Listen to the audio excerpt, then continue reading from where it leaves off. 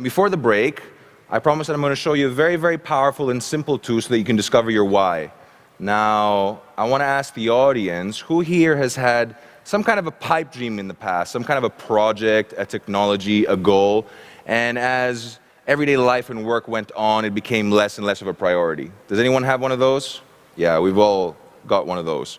Now, I want to show you this technique because this is what I call basically upgrading your operating system so that you don't have these incremental improvements in life, but you're fueled by something so powerful that if you were here in our last talk with Audrey, the digital minister from Taiwan, you'll understand what kind of obstacles he faced. He literally transformed and created a whole new model and solved so many difficult problems and obstacles.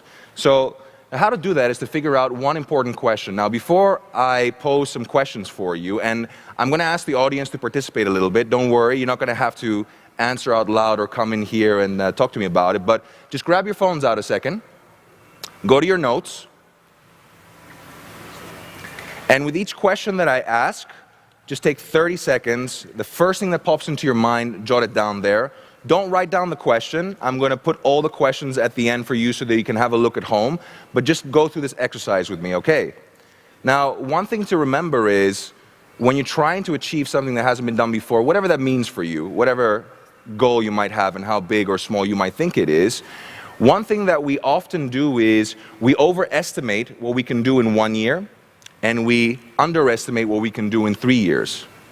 But I'm going to ask you, if you had 35 years to achieve one goal, one objective, one vision, how certain would you be that you'd be able to achieve it in this lifetime? Just one problem in 35 years. Show of hands how certain you would be. You would be certain? 35 years? I think you're pretty resourceful. You'd figure a way out, right? Okay, so let's get started. Has anyone heard of this, ikigai? Japanese concept. It means reason for being. Now, you've had a look at this, but have you ever been able to work out your own ikigai from this? No.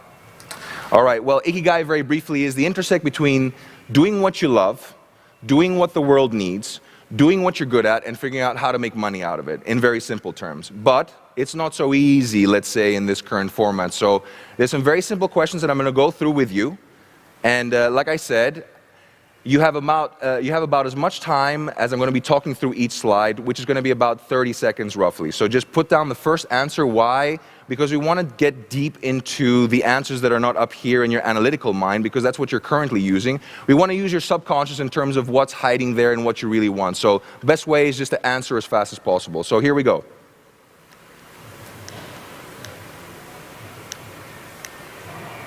So question number one is, what do we love doing? And how you know what you love doing is something that whenever you're doing it, you're in flow, meaning you're not really thinking about it. You're completely transformed into your world. Now, it could be when you're coding. It could be when you're thinking about a solution to a problem. It could be researching a new problem. It could be the joy you get when you're interacting with your colleagues. What is that one thing for you guys? All right, write it down. What makes you come alive and joyous while you're doing this?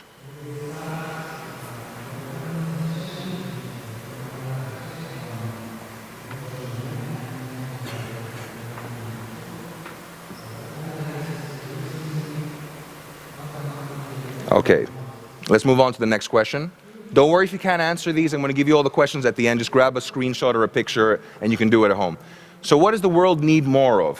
What does humanity and the world need to thrive? List as many things as possible. Is it more productivity, more free time, more happiness, more empathy, better collaboration, better government, like Audrey was, or no government? What is that one thing or a few things that you believe the world needs more of?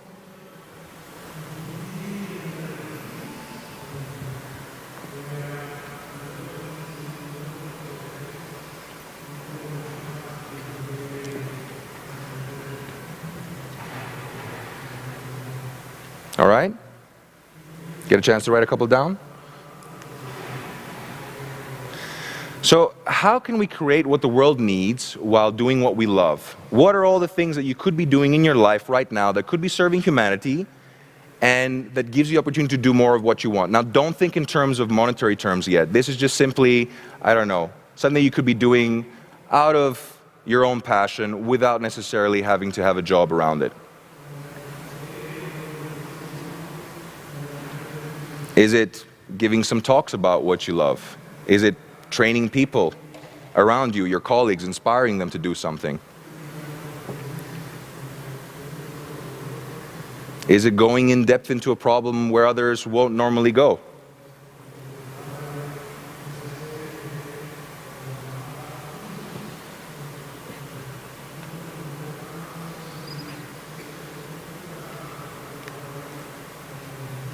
So next question is, how can you get paid for what we love doing? Now in my case, and also Dan's, I formerly was running my company, and I realized that although I loved running a company, I didn't particularly enjoy working for the clients that I was working for, the big corporate clients. So I realized though that the fact that I loved working with people and training them and helping them evolve, that I'm far better suited to be doing what I'm doing now, which is training people actually. A lot of my ex-employees ended up going and creating bigger companies than I ever did. So I realized I can do what I love doing and get paid for it at the same time by doing this. So what's your thing? Is it coding? Is it research? Is it strategy? Is it training? What is it?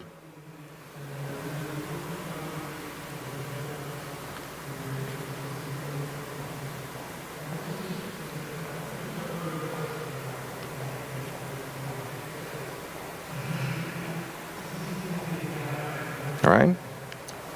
Next question. What is the change that we are committed to? What is so compelling that we could dedicate 35 years of our lives trying to solve? And you're already starting to get some ideas going by the previous questions, okay? It's going to give you a little bit of a hint about what that big change is. The intersect between what the world needs and what you love doing at the same time.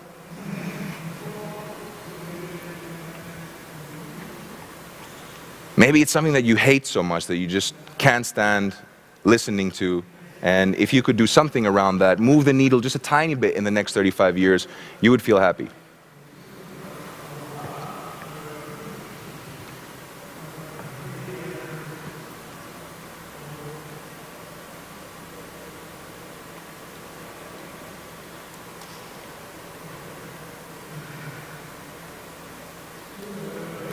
Okay, next. And final question. And this is the most important part. What is the change you're committed to?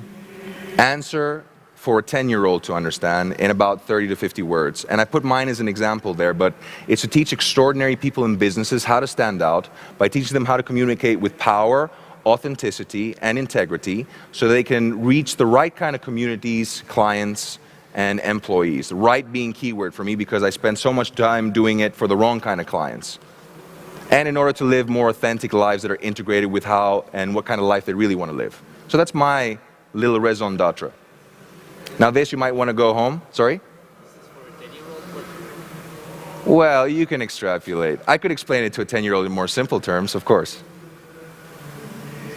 Key thing is that it's so understandable and something that you could repeat, and every time you think of this, it literally sets you on fire and gets you determined for what you really want to do. And something that, of course, you can communicate to other people. Maybe not a 10-year-old.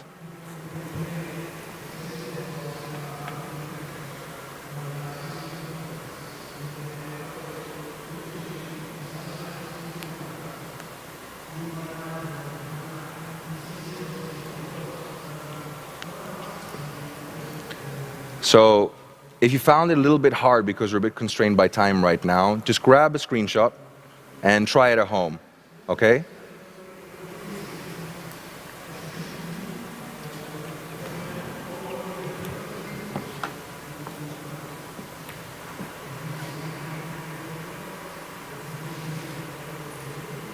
All right, guys. I hope that was fun. I hope that ignited a bit of your interest, your curiosity, and you're a bit more of a peak state so that we can continue with our next presentation.